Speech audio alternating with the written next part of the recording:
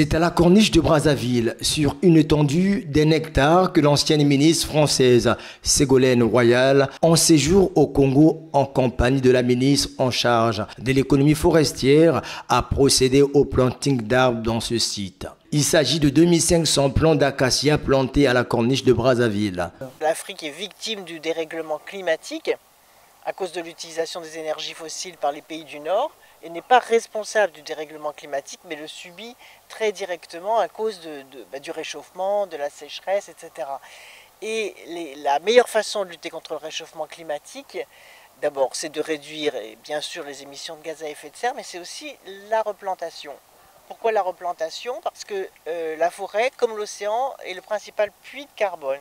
C'est-à-dire c'est ce qui va absorber le gaz carbonique, d'une part, et d'autre part, c'est ce qui va réapporter de l'humidité. Quand on replante, la pluie revient. Quand la forêt recule, la sécheresse avance. Un acte qui témoigne de l'accompagnement de Ségolène Royal à la politique du Congo, celle de faire de Brazzaville une ville verte et de lutter contre le phénomène d'érosion. Monsieur le maire a mis en place, a élaboré une stratégie Brazzaverte.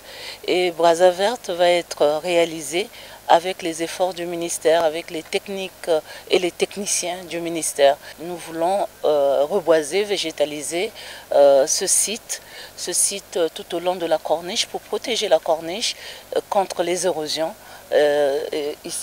hydriques qui peuvent être très dangereuses pour notre belle corniche.